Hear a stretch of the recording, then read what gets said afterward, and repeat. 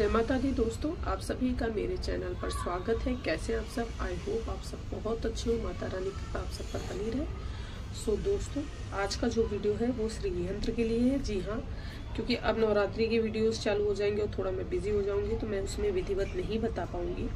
ठीक है, सो इस वीडियो को स्किप मत करिएगा। मैं प्रॉपर आपको बताऊंगी कि श्री यंत्र की स्थापना करने से क्या होता है, और श्री यंत्र की अगर मैंने जैसे बताया, अगर आप उस तरीके से स्थापना करते हैं ना, मैं आपको दावे के साथ कहती हूँ कि आपके घर में कैसी भी दरिद्रता हो, कैसी भी आर्थिक स्थिति आपकी खराब हो, वो सही हो सकती है, वो अच्छी हो सकती है। ये दावे के साथ मैं आपको बताती हूँ।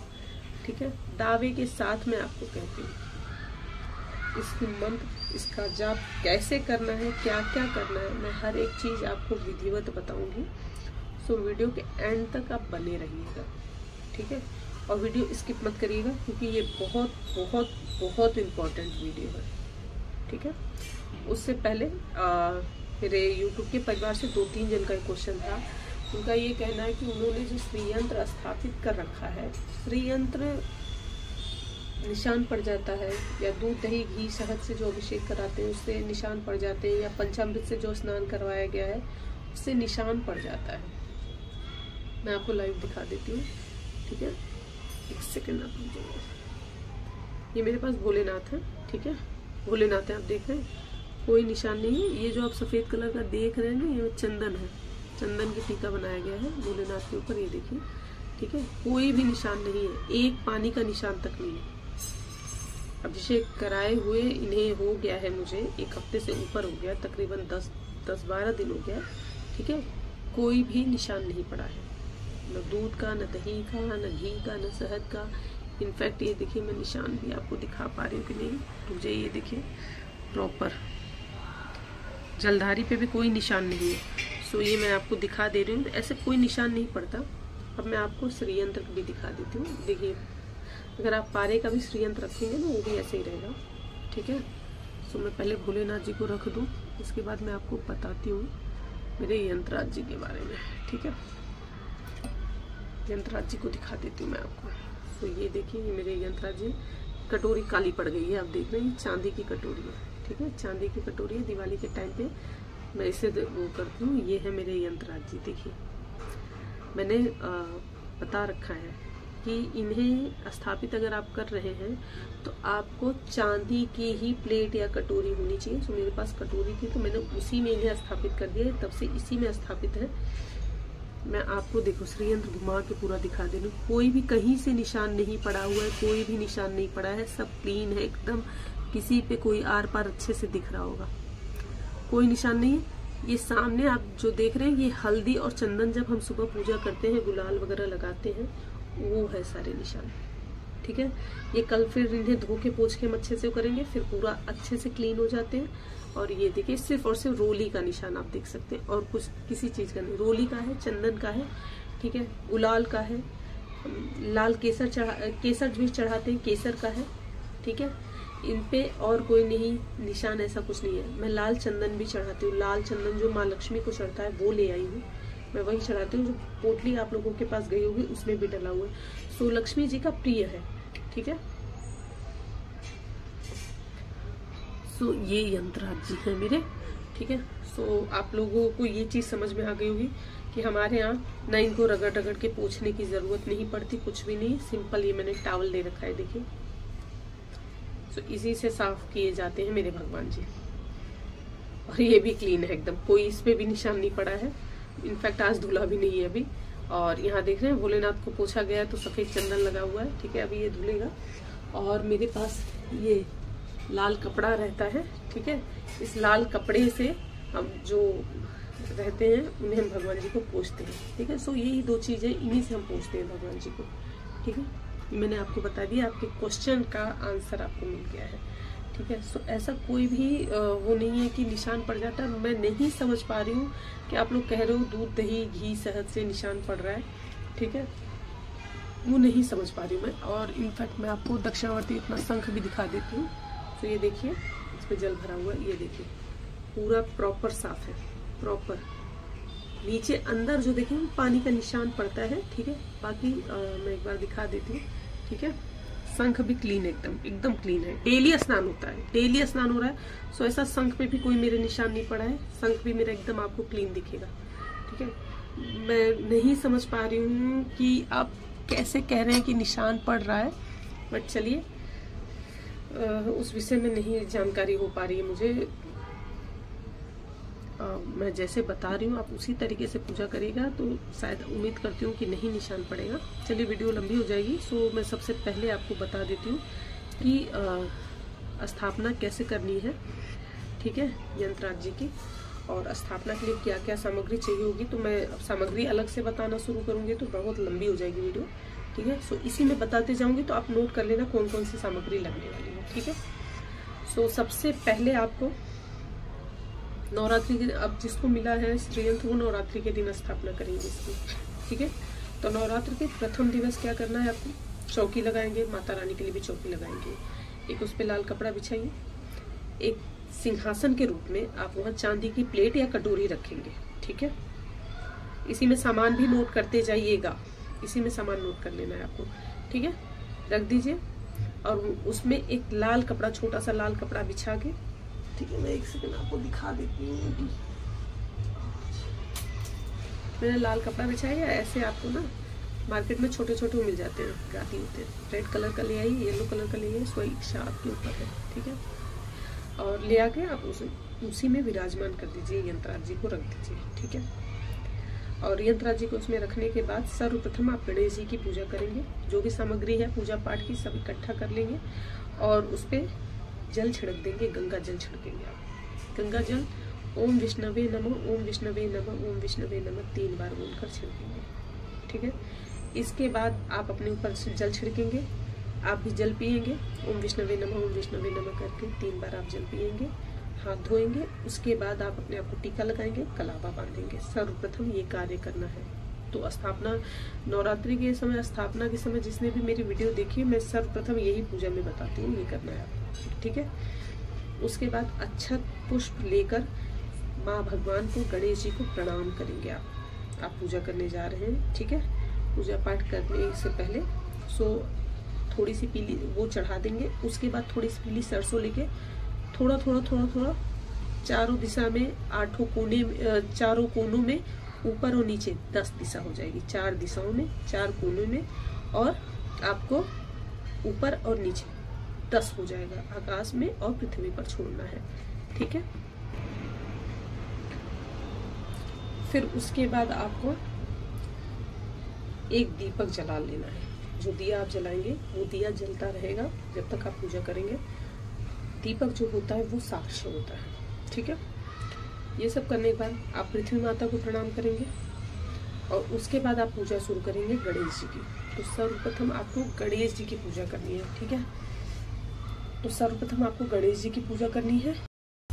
सो गणेश जी की पूजा से पहले, जैसे कि मैंने आपको बताया, आपको 3 बार जल पीना है, ठीक है। तो 3 बार जल पीते समय आपको कहना है, सर्वप्रथम आप जब जल पीने लगेंगे ना तो आपको ये कहना है, ओम केशवाय स्वाहा, ओम नारायणाय स्वाहा, ओम माधवाय स्वाहा करते हुए आप जल पिएंगे, ठीक है। उसके बाद हस्तो प्रक्षाल्यम, हाथ को धो लीजिए, ठीक है।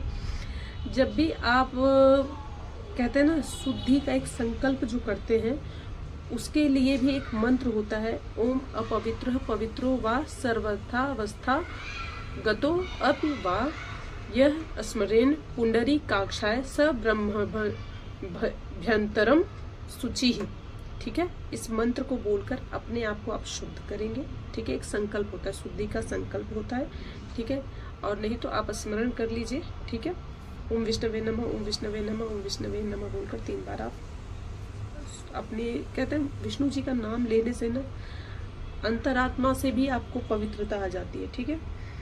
उसके बाद जो आप दीप जलाएंगे उस समय मैं आपको बता देती हूँ, ये अगर शाम के समय आप जब दीप जला रहे हो अपने घर में, तो आज ये मंत्र मैं एक आपको दे रही हूँ, ये मंत्र आप जरूर बोलिएगा, ठीक है। शुभम करोति कल्याणम आरोग्यम धन संपदा शत्रु बुद्धि विनाशाय दीपो ज्योति नमस्तुते।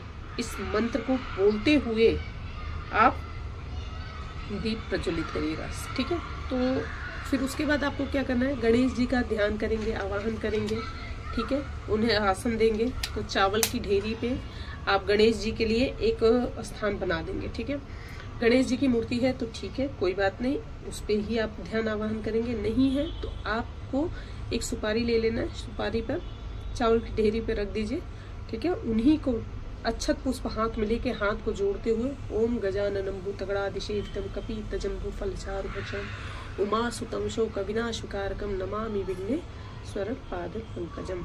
ठीक है, उनके चरण कमलों की पूजा करते हुए गणेश जी का ध्यान करके आवाहन करना है आपको, और उसके बाद उन्हें स्थापित करना है। ठीक है, आसन देंगे। ठीक है, उसके बाद आप गणेश जी को प्रणाम करते हुए अक्षत पुष्प वहां पर छोड़ दीजिए। ठीक है, और फिर उसके बाद उन्हें जल से 3 बार, जल से 3 बार पंचामृत से, एक बार सर्वप्रथम पहले जल से, फिर 3 बार पंचामृत से, फिर 3 बार जल से आप उनके स्नान कराएंगे। ठीक है, उसके बाद आप उन्हें रक्षा सूत्र धारण कराएंगे। मोती है, आपने नए वस्त्र लिए रखे हैं तो नए वस्त्र धारण करवाएंगे। रक्षा सूत्र भी उपवस्त्र के रूप में उन्हें धारण कराएंगे। ठीक है, इसके बाद आपको मैं सामग्री जो जो बताते जा रही हूँ उसे आप नोट डाउन करते रहिएगा। ठीक है, इसके बाद आपको उन्हें उपवस्त्र धारण कराने के बाद आपको उन्हें जनेऊ चढ़ाना है। जी हाँ, गणेश जी को जनेऊ चढ़ेगा। फिर उसके बाद उन्हें रोली, चंदन, हल्दी, कुमकुम, केसर और उन्हें गुलाल चढ़ाएंगे, दुर्वा चढ़ाएंगे, इत्र चढ़ाएंगे। फिर उसके बाद आप उन्हें पुष्प चढ़ाएंगे। माला पुष्प चढ़ाने के बाद उन्हें धूप, दीप, नैवेद्य चढ़ाएंगे, आचमन करेंगे। फिर उसके बाद नैवेद्य में आप मीठा भोग प्रसाद जो घर में बना रखा है और आप पंचमेवा चढ़ाएंगे, आचमन करेंगे। फिर उसके बाद उन्हें पान का बीड़ा चढ़ाएंगे। फिर उसके बाद जल छोड़कर फिर यथाशक्ति आप दक्षिणा चढ़ाएंगे। ठीक है, इसके बाद आपको पूजन करना है कलश देव का।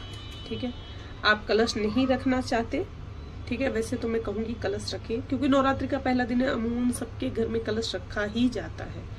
ठीक है, सबके घर में कलश रखते हैं। अगर आप नहीं कलश रखना चाहते तो कोई बात नहीं, आप के यहाँ कलश नहीं रखा जाता, फिर भी आप एक कलश की स्थापना जरूर करिएगा जो आप श्री यंत्र के लिए कर रहे हैं। ठीक है, तो आप कलश की पूजा करेंगे। कलश की पूजा से पहले आपको लेना है संकल्प। संकल्प लेने के लिए आप हाथ में एक पान का पत्ता ले लीजिए, कमलगट्टा, लौंग, इलायची, सुपारी, दुर्वा, अक्षत, ये सभी सामग्रियां आप अपने हाथ में लेंगे और दाहिने हाथ में लेके ऐसे हाथ को अपने रख के बंद करेंगे। और संकल्प है, अपना नाम बोलना है आपको। सर्वप्रथम अपना नाम बोलेंगे। आप ये पूजा क्यों कर रहे हैं, किस लिए कर रहे हैं, जैसे हम यंत्रराज की पूजा की बात कर रहे हैं। तो सर्वप्रथम अपना नाम, अपना गोत्र, अपनी पत्नी, अपने बच्चों का नाम, तिथि कौन सी तिथि है, जैसे नवरात्रि का प्रथम दिवस है। ठीक है, सो वो बोलते हुए आपको, ठीक है, प्रतिपदा तिथि शुक्ल पक्ष है का जो भी हिंदी के हिसाब से कुवार कहते हैं। ठीक है, या आप इंग्लिश में बोल सकते हैं, भाई सितंबर चल रहा है आप सितंबर बोल दीजिए, कोई दिक्कत नहीं है। तिथिवार जरूर बोलिएगा, प्रतिपदा तिथि है। ठीक है, और फिर उसके बाद आपको अपना गोत्र वगैरह बोलते हुए, पूजा हम क्यों कर रहे हैं, यंत्रराज की स्थापना के लिए कर रहे हैं। ठीक है,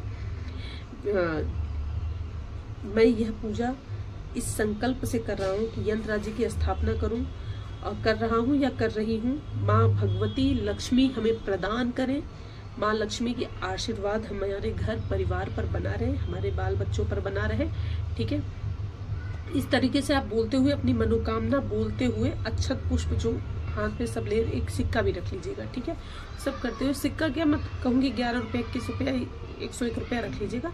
और वो संकल्प बोल के फिर उसके बाद आप वो संकल्प भगवान के सामने यानी यंत्रराज जी के समक्ष एक पात्र में रख दीजिए। ठीक है, उसके बाद जल लीजिए, जल लेकर हाथ में आपको जल उसी पे ऐसे छोड़ देना है, ऐसे करके आप छोड़ देंगे। ठीक है, और फिर उसके बाद आपको क्या करना है, पूजा करनी है कलश देव की। कलश की पूजन करने से पहले, जैसे मैंने आपको बताया है, गणेश जी का पूजन करने से पहले अक्षत पुष्प हाथ में लेके हाथ को जोड़कर समस्त देवी देवताओं का आवाहन और ध्यान करेंगे। उन्हें भी फिर ध्यान आवाहन करते हैं। कलश में मैंने बता रखा है क्या क्या डलता है। अगर आप मेरे चैनल पे फर्स्ट टाइम है तो मैं फिर से बता दे रही हूँ। गंगा जल डालेंगे, दुर्वा डालेंगे, सिक्का डालेंगे, सुपारी डालेंगे, पंचरत्न है तो वो डाल देंगे, सर्व औषधि डाल देंगे, हल्दी डालेंगे, ठीक है, कमल गट्टा डालेंगे, लौंग इलायची डालेंगे, हल्दी, कुमकुम, थोड़ा सा उसमें गुलाल डालेंगे, ठीक है। उस पे आम की टेरी लगाएंगे और अच्छा भर के पात्र के ऊपर रखेंगे, कलश के ऊपर। और उसके बाद नारियल पे स्वास्तिक बना रहना चाहिए, कलश पे स्वास्तिक बना होना चाहिए, कलश के गले पर भी कलावा लपेटा होना चाहिए और नारियल पर भी, ठीक है। अपनी मनोकामना बोलते हुए आप उस पे जो कपड़ा चुनरी लपेटेंगे उस पे मनोकामना अपनी बोलते हुए मंत्र का जाप करते हुए माँ लक्ष्मी का, और आप उसे लपेट देंगे उसके ऊपर। कलावे को गांठ नहीं मारना है, लपेट के 11 बार, 7 बार, 5 बार, स्व इच्छा 21 बार आप लपेट के तोड़ देना है, ठीक है। और नारियल का मुख अपनी तरफ करके स्थापित करेंगे, ठीक है।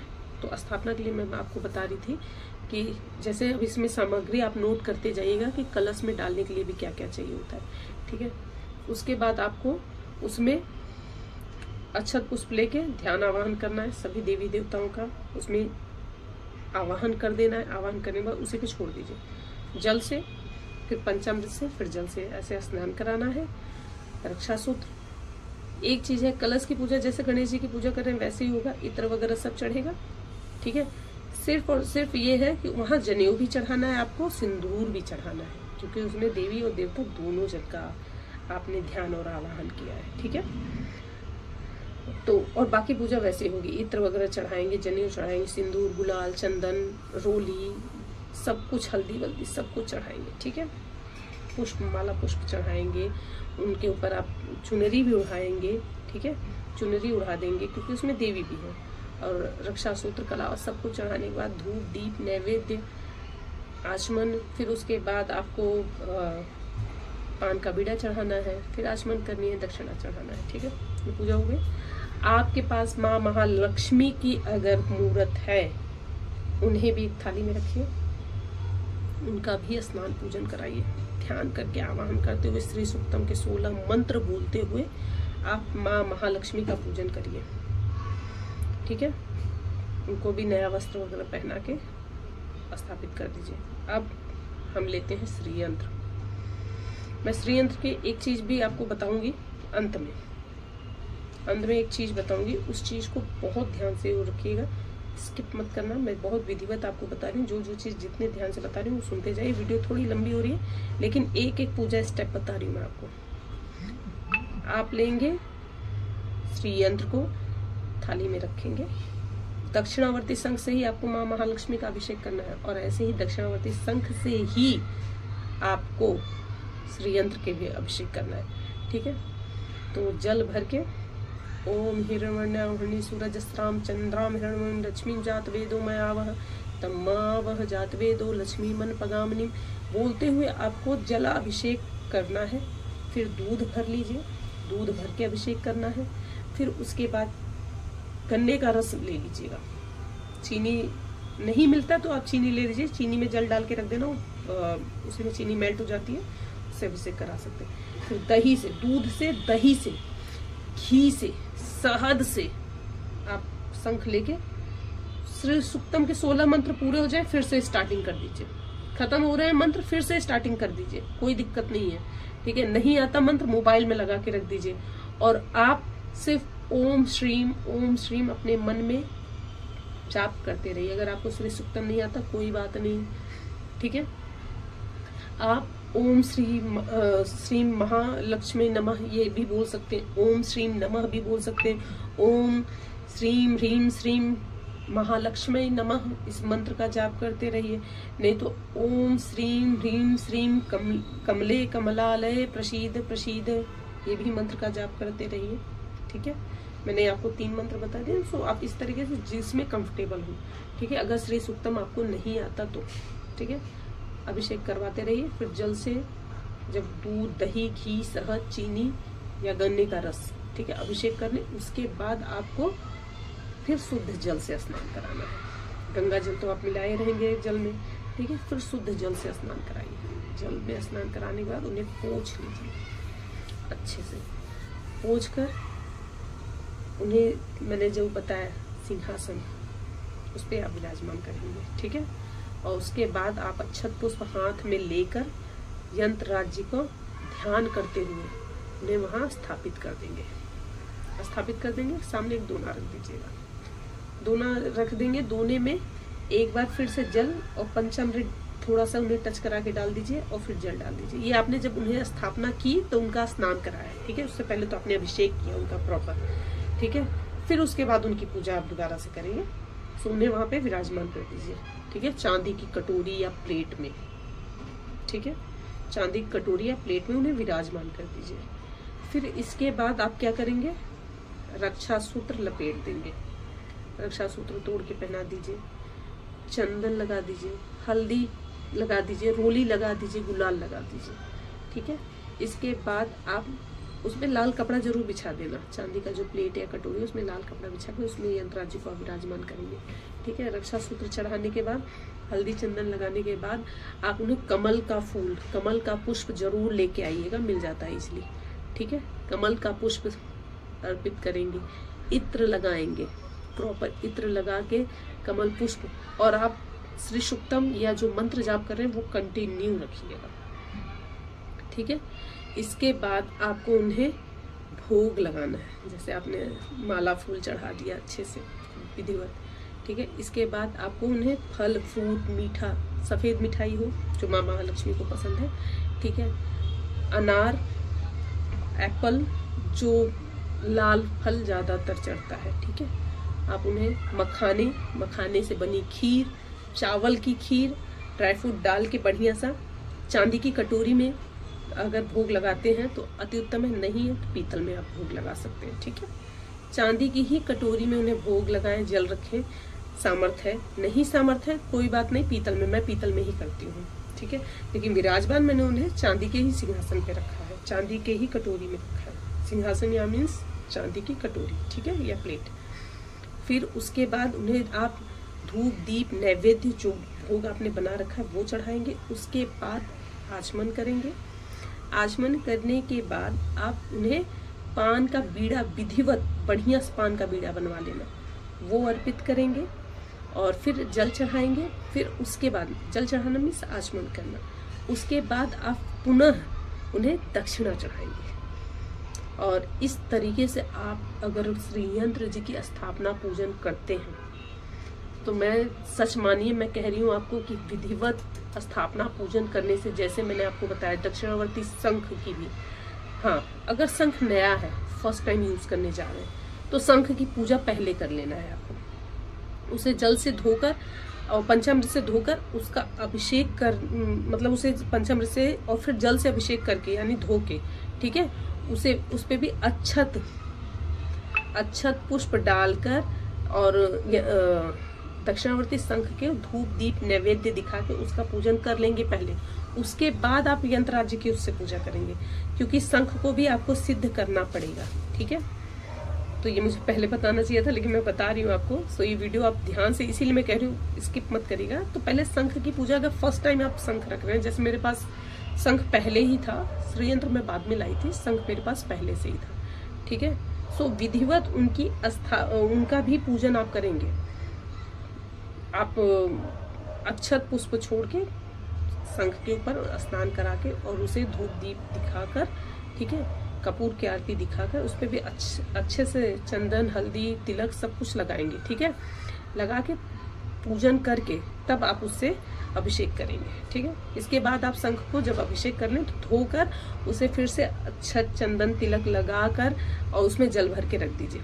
2 दाना अच्छत आपको डाल देना चाहिए हमेशा, किसमें, शंख के अंदर। शंख को खाली नहीं रखा जाएगा, उसमें जल भर के रखेंगे, अच्छत डालकर रखेंगे, उसमें अच्छत डाल के रखेंगे, शंख में जल भरकर हमेशा रखेंगे, ठीक है। यहाँ पर आपने यंत्र राज्य की पूजा कर ली। अब आपको एक उपाय बताती हूँ। उपाय ये है कि श्री सुक्तम के 16 मंत्र को बोलते हुए अनार का इतना दाना निकाल लीजिए अलग से, ठीक है। ये आप नहीं नवरात्रि के प्रथम दिन कर सकते, तो मैं आपको बता रही हूँ दिवाली की रात्रि जरूर कर लीजिएगा। और एक दाना कितना दाना आपने निकाल रखा है, ठीक है। एक एक दाना उठाइए और श्री सूक्तम के 16 मंत्र बोलते जाइए, एक एक दाना चढ़ाते जाइए, एक एक दाना चढ़ाते जाइए, एक एक दाना चढ़ाते जाइए यंत्रराज जी पे।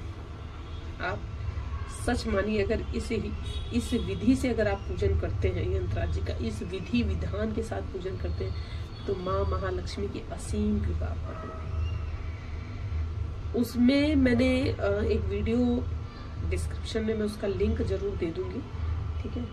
वो वीडियो में मैंने बता रखा है आपको कि अगर आप चांदी का श्रीयंत्र रखते हैं तो उससे क्या लाभ मिलता है, स्फटिक का श्रीयंत्र रखते हैं, पारे का श्रीयंत्र रखते हैं, सोने का श्रीयंत्र रखते हैं, या तांबे का श्रीयंत्र रखते हैं, या अष्ट धातु का श्रीयंत्र रखते हैं। श्रीयंत्र की क्या ताकत है, एक एक उसके कोण जो बने हुए हैं उनकी क्या महत्वता है, हर एक चीज मैंने विधिवत बता रखा है। अगर वीडियो किसी ने भी वो ध्यान से देखा होगा तो एक एक चीज उसकी मैंने बता रखी है। सो इस तरीके से आप पूजन करेंगे। उसके बाद आप माँ महालक्ष्मी के मंत्रों का जाप करेंगे, जैसे मैंने आपको भी बताया, ओम श्रीम ह्रीम श्रीम महालक्ष्मी नमः, इस मंत्र का आप जाप कर सकते हैं। आप चाहें तो ओम श्रीम ह्रीम श्रीम कमले कमलाय प्रसीद प्रसीद महालक्ष्मी का इस मंत्र का जाप कर सकते हैं। आप चाहे नवाड़ मंत्र का जाप कर सकते हैं, ओम ऐम ह्रीम क्लीम चामुंडाय विच्चे नमः, इस मंत्र का भी जाप कर सकते हैं, ठीक है। आप चाहें तो जो देवी भागवत का मंत्र है मैं आपको बता देती हूँ कि देवी भागवत का वो मंत्र जो कहते हैं कि इंद्र ने पूजा करके माँ महालक्ष्मी को प्रसन्न कर लिया था, आप उस मंत्र का भी जाप कर सकते हैं। सो देवी भागवत का एक चैप्टर है जो है कि भगवती महालक्ष्मी समुद्र से प्रकट होना और इंद्र के द्वारा महालक्ष्मी का ध्यान तथा स्तवन किए जाने पर पुनः अधिकार प्राप्त कर लेना। कहते हैं इंद्र का राजपाट सब चला गया था इस मंत्र के जाप से। देवी भागवत में लिखा हुआ है, मैं पेज नंबर भी बता देती हूँ आपको। अगर आपके पास देवी भागवत होगा ना तो आप देवी भागवत में पेज नंबर 788 मतलब 788 उसमें है ओम श्रीम ह्रीम क्लीम एम कमल वासिन्ने स्वाहा, ये मंत्र है। सो इस मंत्र के जाप आप करेंगे, ठीक है। इस मंत्र को कहते हैं कि अगर किसी ने 10 लाख जाप कर लिया ना, कुबेर के समान धनवान हो जाता है। कोई इसमें नियम नहीं है कि इसे इतने दिन में पूरा करना है या इसे 10 दिन में पूरा करें, 11 दिन में पूजा करें, नहीं। सुबह शाम आप 10-10 माला करते रहिए, तो 3-4 महीने में अपने आप ही कंप्लीट हो जाएगा। अगर आप कंटिन्यू रख रहे हैं, पीरियड के टाइम पे लेडीज न करें ये पूजा, ठीक है। माला नहीं करनी चाहिए। उसके बाद इसका जाप आप करते रहिए। ये देखिए, ये देवी भागवत में है। देवी भागवत में बहुत अच्छी अच्छी कहानियां, बहुत अच्छी अच्छी चीजें लिखी हुई हैं। देवी भागवत में माँ लक्ष्मी को कैसे प्रसन्न किया जाता है, माँ लक्ष्मी के पूजन विधि वगैरह हर एक चीज लिखा हुआ है। अगर आपके पास देवी भागवत है तो आपको और किसी से कुछ पूछने की जरूरत नहीं है, ठीक है। तो इसमें ये देखिए, ये वाले चैप्टर में है, ठीक है। और इसमें पूरा विधिवत बताया गया है कि इंद्र ने कैसे पूजा की थी माँ महालक्ष्मी की, ठीक है, और कैसे उनकी पूजा पाठ करके उन्हें प्रसन्न किया था। सारी विधि इसमें लिखी हुई है। सो इस तरीके से इस मंत्र का आप जाप करेंगे, एक माला कर लीजिएगा, ठीक है। और यंत्र राज्य के सामने हाथ जोड़कर आप उन्हें प्रणाम करते हुए आपको बोलना है कि हे यंत्र राज्य, मैं आपकी स्थापना कर रही हूँ, हे माँ महालक्ष्मी, हे देवी, क्योंकि उसमें 10 विद्या होती हैं उनका, और क्या नाम से माँ के हर अवतार का, उनमें सब देवियों की शक्तियाँ होती हैं। यंत्र राज्य को इसीलिए सबसे शक्तिशाली यंत्र कहा जाता है।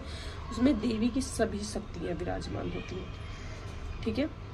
इसके बाद आप अपनी मनोकामना बोलते हुए, प्रणाम करते हुए उन्हें विराजमान कर लीजिए। देखिए, आप अपनी इच्छा बोल दीजिए, लेकिन इस लालच में अगर आप करेंगे पूजा की, अरे मैं यंत्रराज जी की स्थापना कर रही हूँ, अब तो मेरे सामने क्या बोलना, अब तो मेरे ही डंका बजने वाला, जी नहीं। इस विधि से, इस तरीके का, इस सोच से पूजा मत करिएगा। आप ये सोचकर पूजा करिए, बस अब मैं इनकी शरण में हूँ, ये सोच कर पूजा करिए, ठीक है। अगर आप ये सोचें कि मैंने यंत्रराज जी रख लिए लेकिन मेरी मुसीबतें तो खत्म ही नहीं हो रही, क्योंकि आप उम्मीद बहुत करके बैठे हो ना।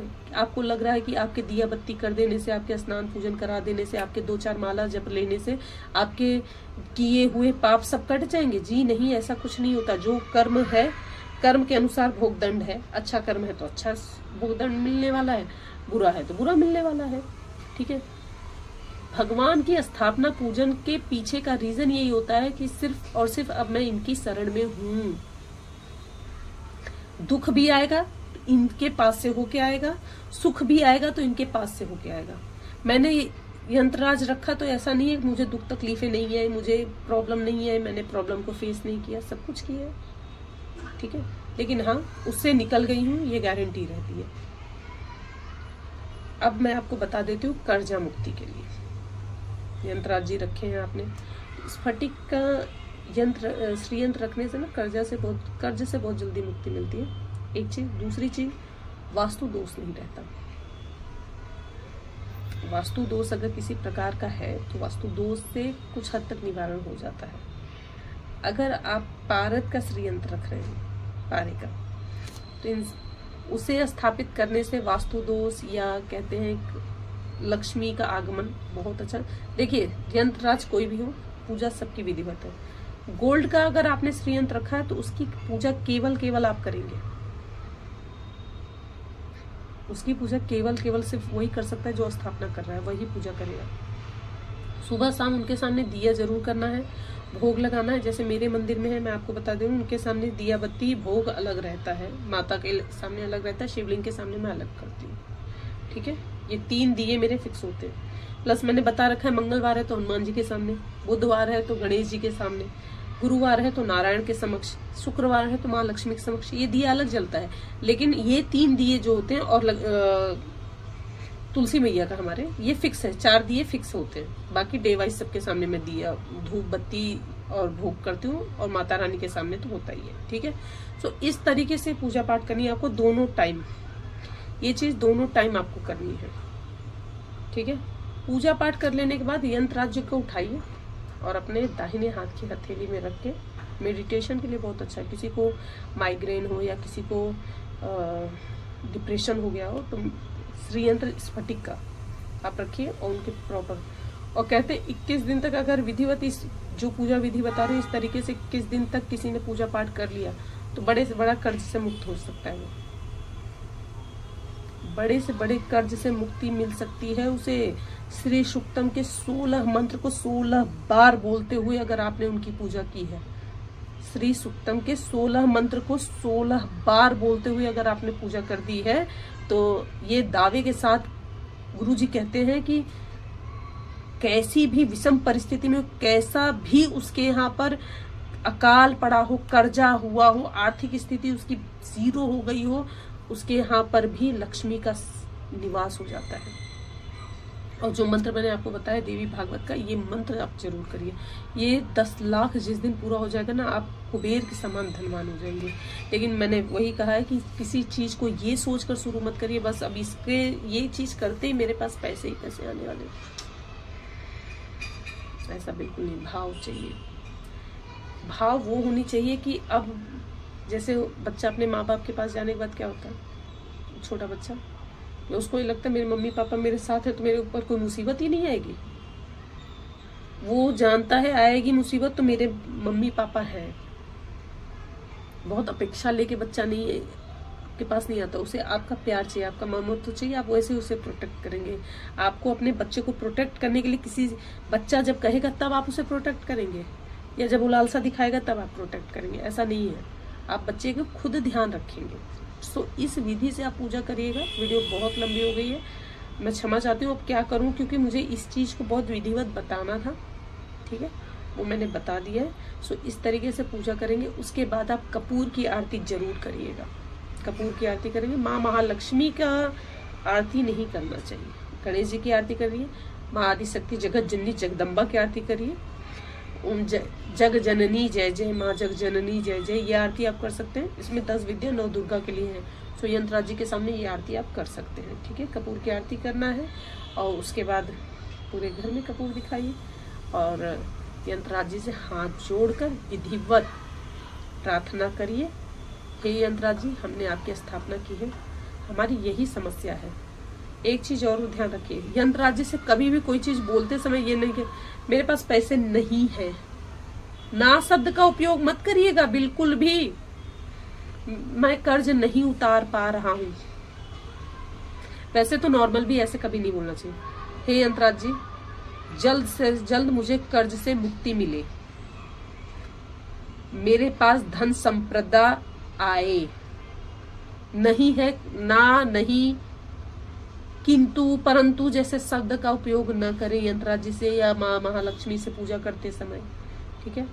हमेशा अच्छा बोले, पॉजिटिव बोले, प्रभु हमें ये चीज जल्द से जल्द मिल जाए, और जो है उसके लिए धन्यवाद जरूर करते रहिए भगवान का।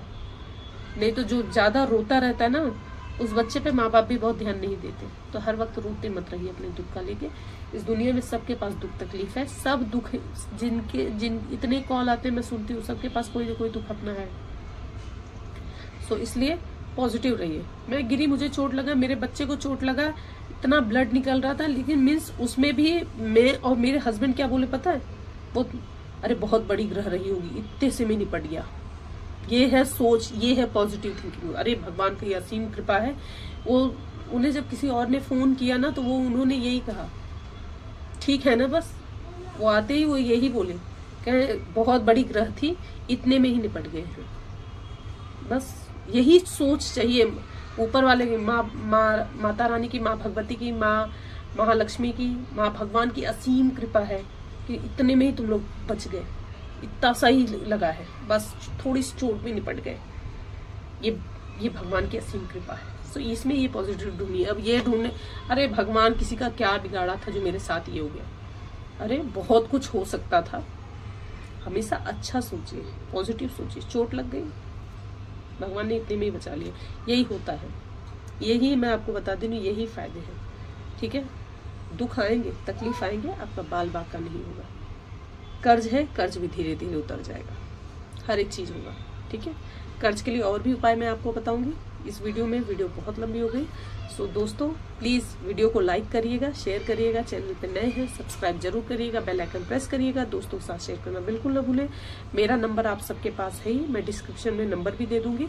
सो उस नंबर पे आप कॉल करके कुछ भी पूछना चाहे पूछ सकते हैं, बर्थ चार्ट बनवा सकते हैं, आपको ब्रेसलेट चाहिए या रत्न चाहिए या श्रीयंत्र चाहिए, दक्षिणावर्ती शंख चाहिए, कोई भी चीज, रुद्राक्ष चाहिए, कोई भी चीज चाहिए हो तो आप मुझे कॉल कर सकते हैं, ठीक है। मेरा नंबर मैं फिर भी बता देती हूँ आपको, 9873585113। मैं नंबर ही भूल गई क्षमा चाहती हूँ। नंबर है 9873, मुझे नंबर याद नहीं आ रहा अभी, अचानक से मैं नंबर कैसे भूल सकती हूँ अपना। मैं नंबर फिर से बोल देती हूँ, एक बार आप लोग नोट कर लीजिएगा। नंबर कहाँ गया मेरा, मैं खुद ही भूल जाऊंगी नहीं तो।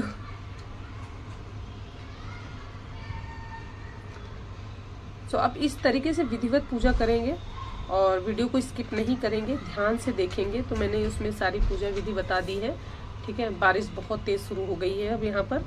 चलिए नंबर नोट कर लीजिए, फिर से एक बार कह रही हूँ क्योंकि वो नंबर गलती से गलत बोल दिया होगा चलिए नंबर है 9873, नंबर नोट करिए, नंबर मिल गया 9873515831। फिर से एक बार मैं नंबर दोहरा देती हूँ और मैं डिस्क्रिप्शन में दे भी दूंगी, 9873515831। व्हाट्सअप कॉल करिए, व्हाट्सअप पे मैसेज डाल दीजिए, ठीक है। और क्योंकि दो नंबर मेरे एक ही जैसे है ना, सो इसलिए मैं खुद आपसे कांटेक्ट कर लूँगी, ठीक है। तो इसलिए वो दोनों नंबर में एक ही में मिक्स करके बोल देती थी। तो ये नंबर है मेरा, इस पर आप व्हाट्सअप कॉल कर सकते हैं, व्हाट्सअप पे मैसेज डाल सकते हैं, ठीक है। जो भी चीज़ मंगाना चाहते हैं आपको मिल जाएगी। तो दोस्तों कंजूसी बिल्कुल मत करिएगा, माता रानी के लिए जय माता दी ही लिख दीजिएगा, ठीक है। और लाइक करिएगा, शेयर करिएगा, चैनल पर नए हैं सब्सक्राइब जरूर करिएगा, बेल आइकन प्रेस करिएगा, दोस्तों के साथ शेयर करना बिल्कुल न भूलें। मैं मिलूंगी आपसे नेक्स्ट वीडियो में, तब तक के लिए जय माता दी।